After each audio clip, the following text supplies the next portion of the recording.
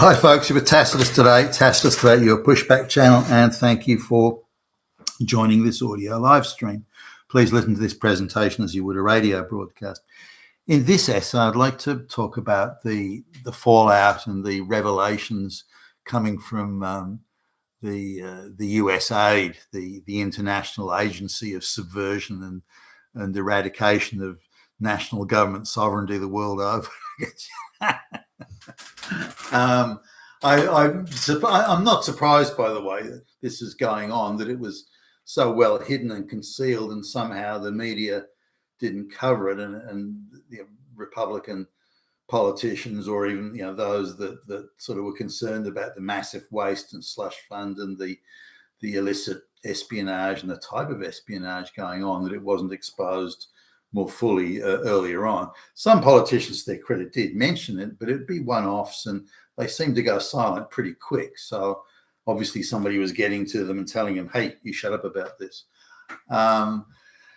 The apparatus and the architecture of international espionage was in place during the Cold War. So this is not something new in itself, but it was directly to counter Soviet levels of subversion and espionage. Now, in a closed society like a communist society, it's very hard to penetrate those societies with alternative, viewpoints or media, planting stories and narratives is much hard. But in the open, much more open West, it was much easier to do.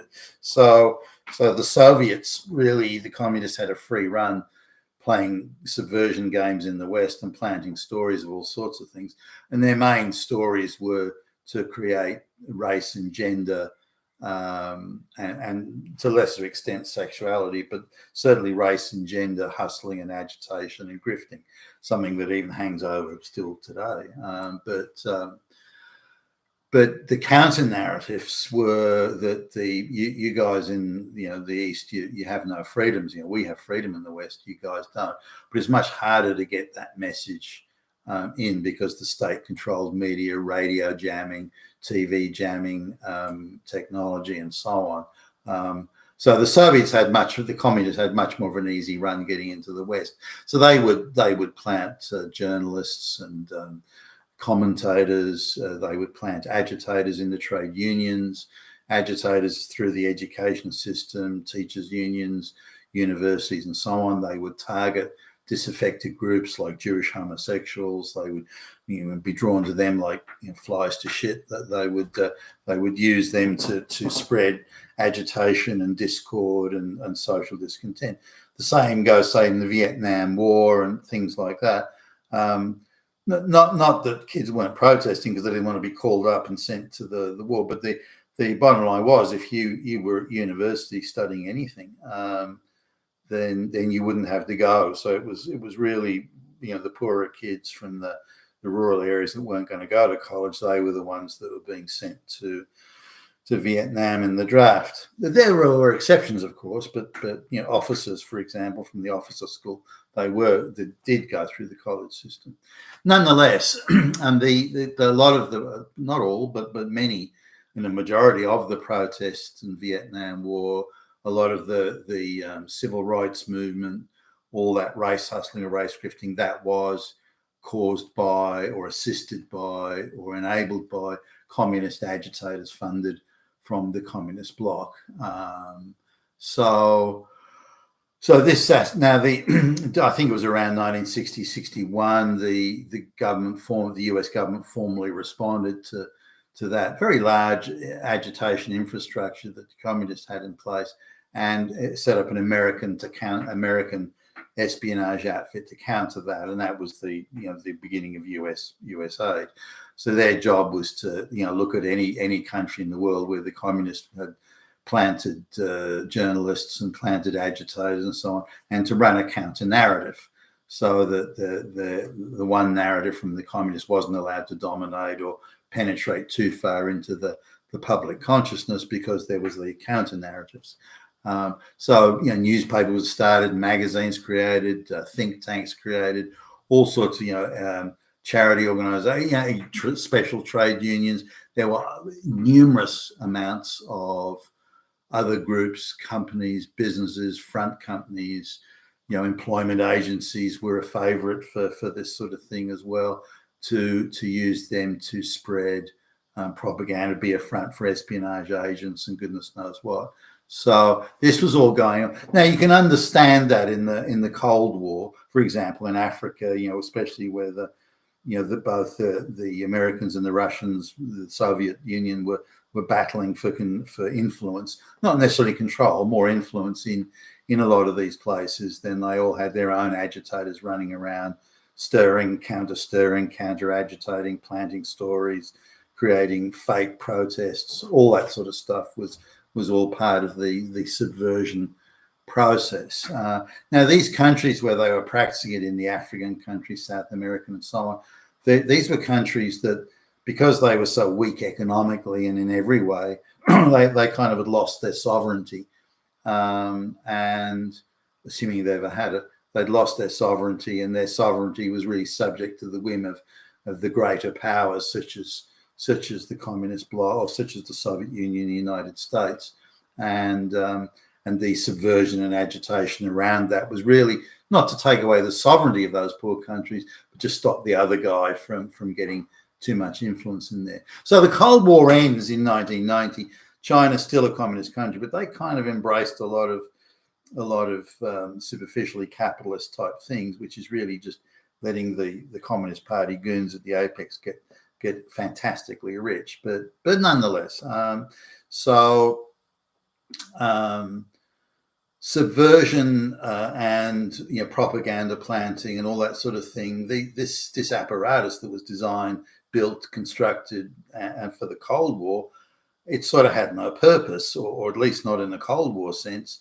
So when the globalists started to come and fill the void, they decided to use, the USaid became two purposes. One was to subvert other Western democracies, to plant propaganda there, to bribe journalists, control media outlets, to control and orchestrate the narrative around the Western world, so to actually turn the world over to globalization was the gig, or the first world over to globalization was the gig. So USaid was there to do that. Now you could they also destabilized other countries in various ways, but they had a set format for doing it. That is to do race hustling, gender hustling, and LGBTQ hustling. Those were the three prongs of the devil's trident that they went out with, and they subverted Britain and France and Germany and just as keenly as they did the United States and so on. So these riots, protests, all these sorts of things, these are pretty much all of them orchestrated by the deep state, and the deep state in turn being funded by, or at least a primary source of funding was this USaid. And so they were blatantly political, blatantly subversive against their own people, and again, other supposedly or hitherto sovereign Western nations. Now, the globalists established a degree of control over the Western world. I mean, look at Britain. The British government is no more sovereign than my ass is. They're just a bunch of little child flunkies running around doing the bidding of the globalists. That's all they are now. So, as indeed other once hitherto sovereign Western nations. Now, the job of USaid then is to identify, well, that politician could be dangerous to globalist interests, so we've got to start planting stories about them. We've got to try and get them in a compromising position. Maybe they're visiting a brothel or something, anything.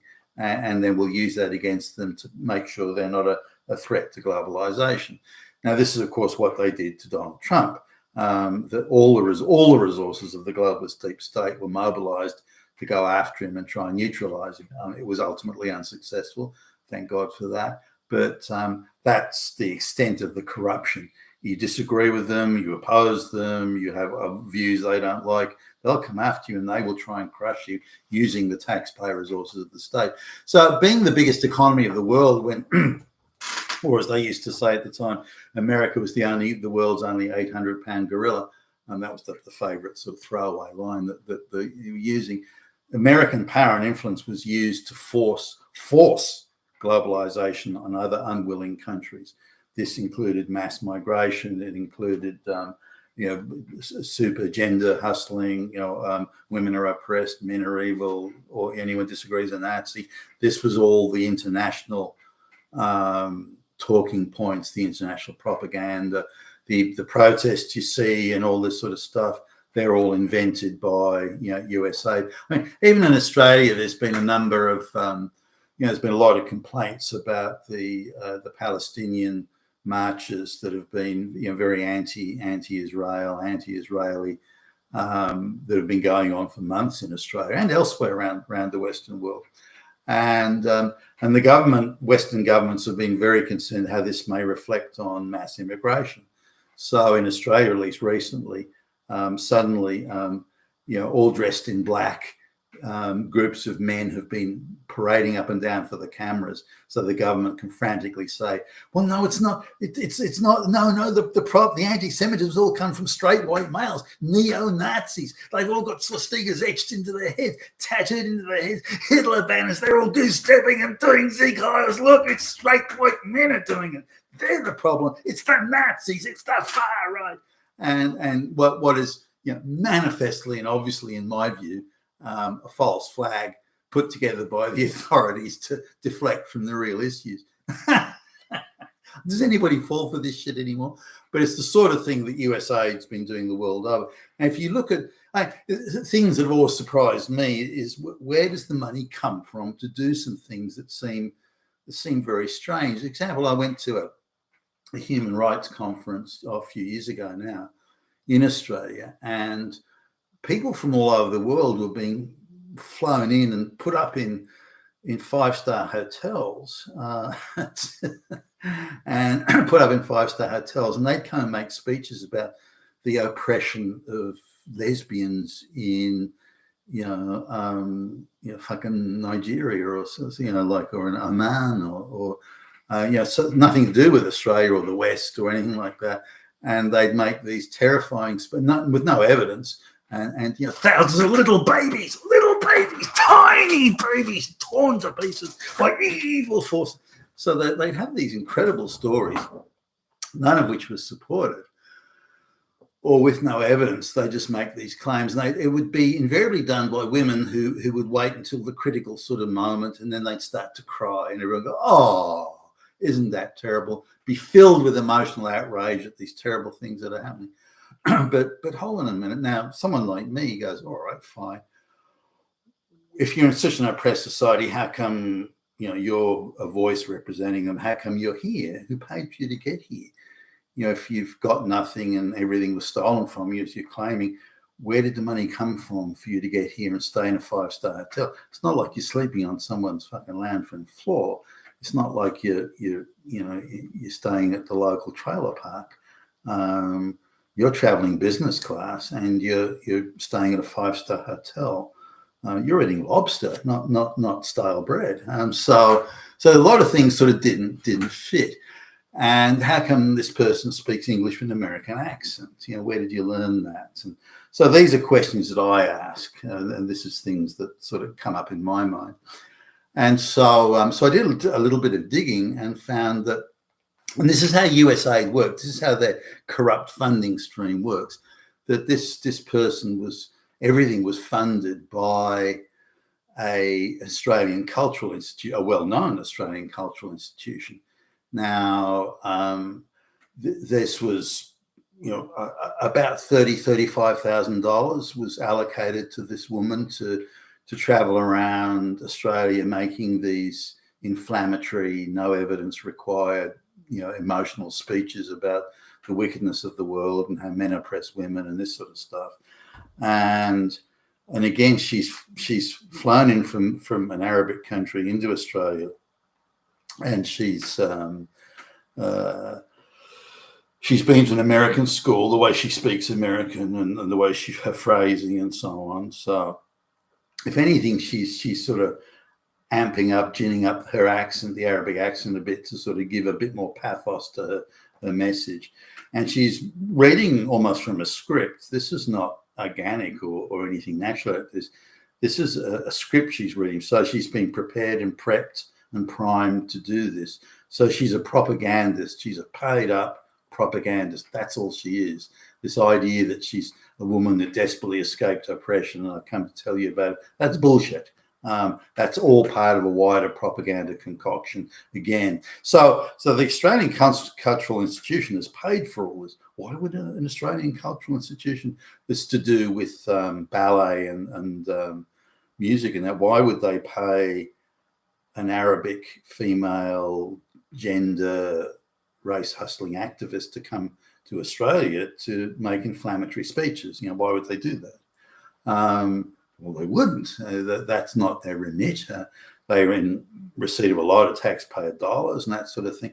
Now, if you did a little bit more digging and found that they got a grant from another organisation, which in turn received money, an NGO, which is pretty much 100% funded by USaid, and their job is to spread gender activism and this sort of stuff, but also mass migration, because these women have got nowhere to go. They're oppressed. They're refugees. They're asylum seekers. They have to come to Australia or to the West. Only to a rich white West country they have to come.